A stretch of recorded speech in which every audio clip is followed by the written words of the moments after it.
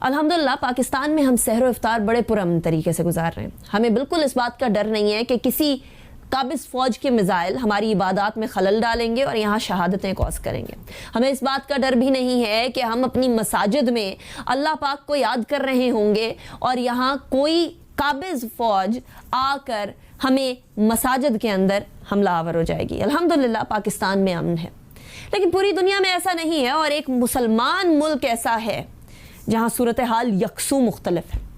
صورتحال ایسی ہے کہ ہمارے قبلہ اول، مسلمانوں کے قبلہ اول مسجد الاقصی کے اندر نہتے معصوم مسلمان جو کہ نمازیں ادا کر رہے ہیں، جو عبادات کر رہے ہیں، ان کی عبادات میں خلل ڈالا گیا. نہ صرف خلل ڈالا گیا، وہاں کئی لوگ زخمی کیے گئے، لوگوں کو جیلوں میں ڈالا گیا، خواتین کو بچوں سمیت جیلوں کے اندر ڈال دیا گیا.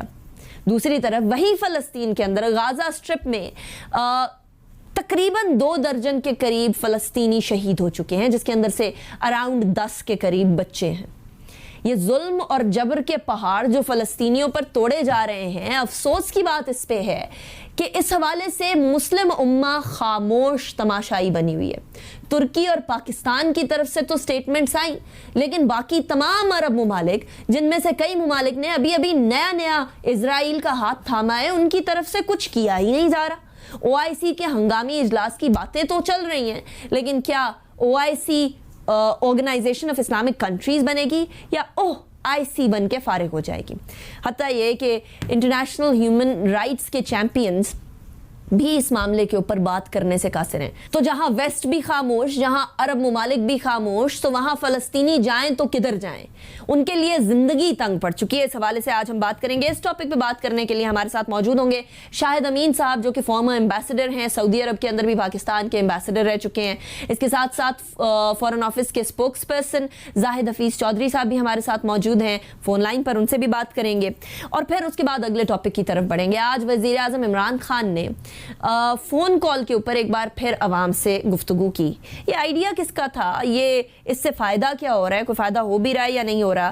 اور اس کے اندر ایک کشمیر کے حوالے سے جو بات کی گئی کہ جب تک 5 اگست کے ٹائم کے معاملات کے اوپر انڈیا واپس نہیں آتا تب تک ہم بات چیت نہیں کریں گے، وہ بات اور فورن منسٹر کی ہوئی بات جو کہ 9 تاریخ کو اسی مہینے کی ندیم ملک صاحب کے پروگرام میں کہی گئی تھی، اس میں ذرا فرق ہے. اس کے بعد فورن منسٹر نے اپنی جو لائن آف آرگیومنٹ ہے یا پھر اپنے سٹینس کو تبدیل تو کر لیا، لیکن ایک بار یہ بات ہو گئی. یہ دونوں باتیں ذرا سنیے گا آج جو وزیر اعظم صاحب نے بولی ہے، اور کل جو 1 دن پہلے 2 دن پہلے جو وزیر خارجہ نے بولی تھی. دیکھیے 370 تو ان کا اندرونی ہے نا مسئلہ، کہ وہاں مقبوضہ کشمیر کے جو لوگ ہیں وہ کہتے ہیں آپ نے ہم سے وعدہ کیا تھا، آپ نے ہمارا تشخص مٹا دیا.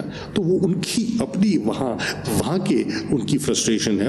میں آپ کو ایک واضح چیز کہنا چاہتا ہوں، جب تک ہندوستان واپس نہیں جاتا جو 5 اگست کو انہوں نے قدم اٹھائے ہیں اور جو کشمیر کے اوپر جو انہوں نے اسٹیٹ ہوڈ لی ہے، جب تک واپس 5 اگست کے اوپر واپس نہیں جاتا، پاکستان کی حکومت کوئی ہندوستان سے بات چیت نہیں کرے گی. اور اس ٹاپک پہ ہمارے ساتھ بات کرنے کے لیے ہوں گے سینیٹر فیصل جاوید خان صاحب. ابھی بریک کی طرف جائیں گے، بریک کے بعد واپس آئیں گے، اس کے بعد پھر گفتگو کا سلسلہ کو آگے بڑھائیں. Welcome back after break. سب سے پہلے فلسطین کے معاملے پر ڈسکشن کرتے ہیں. شاہد امین صاحب کی طرف چلتے ہیں، فارمر ایمبیسڈر ہیں پاکستان کے. شاہد صاحب، سب سے بڑا سوالیہ نشان ابھی پوری مسلمان دنیا کے اندر یہ ہے کہ ترکی یا پاکستان کے علاوہ کسی نے چوں تک نہیں کی ہے.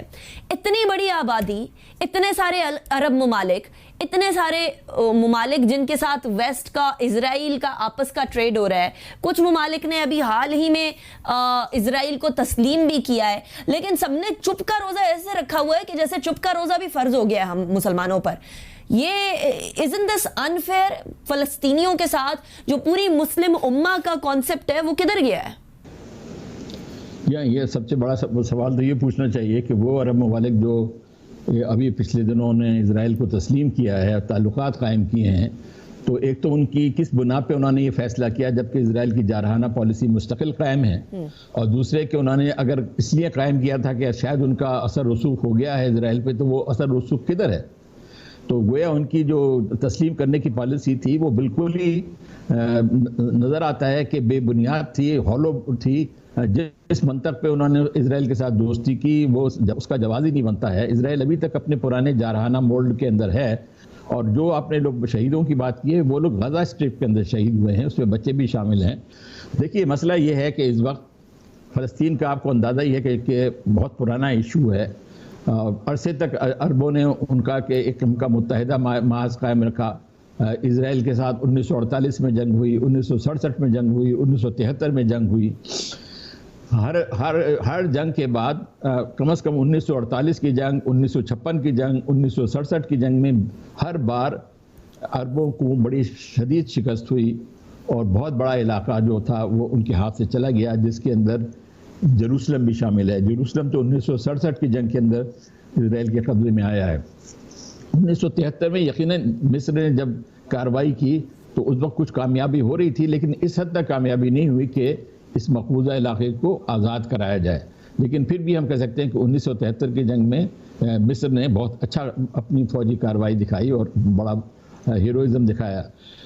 ان ساری چیزوں سے ثابت کیا ہوا, ہر بار جنگ ہوتی ہے, عربوں کو شکست ہوتی ہے اور علاقوں سے ہاتھ دھو بیٹھتے ہیں. تو اس کے بعد دیکھیے وہی والی ہے ان کی منطق. میں نہیں اس کے ساتھ ایگری کرتا, لیکن ان کی منطق یہ ہے کہ یار جنگ سے تو کچھ حاصل نہیں ہو رہا, تو پھر بہتر ہے کہ نارملائز کرو تعلقات, اور شاید اسرائیل کو وقت کے ساتھ ہم اپنے اثر رسوخ کریں. مثال کے طور پہ اگر اسرائیل کے بڑے اکنامک سٹیکس ڈیولپ ہو جاتے ہیں عرب ورلڈ میں, جس کے عام امکان ہے, آپ دیکھیے وقت کے ساتھ ان کی کتنی تجارت اور کتنے انویسٹمنٹ وغیرہ عرب ورلڈ میں آئیں گے, تو تھیوری یہ ہے کہ اس وقت اسرائیل پہ شاید اثر رسوخ استعمال کیا جائے کہ بھئی تمہارے اتنے ہمارے ملکوں میں وسیع اکنامک انٹرسٹ ہیں, اس لیے تمہیں فلسطینیوں کے ساتھ بہتر سلوک کرنا پڑے گا. یہ بھی ایک امید پہ ہے. میں نہیں جانتا کہ اسرائیل کبھی جس کو کہتے ہیں معقولیت پہ آئے گا یا نہیں آئے گا, لیکن اس وقت فلسفہ یہی ہے, فوجی طاقت ناکام ہو گئی عربوں کی.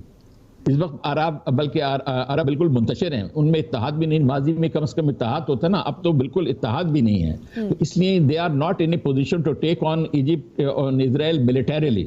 اگر آپ کی ملٹری آپشن ختم ہو گئی ہے تو پھر باقی وہی والی رہ گیا, پروٹیسٹ اور آواز اٹھانا اور دنیا کو ضمیر کو جگانا.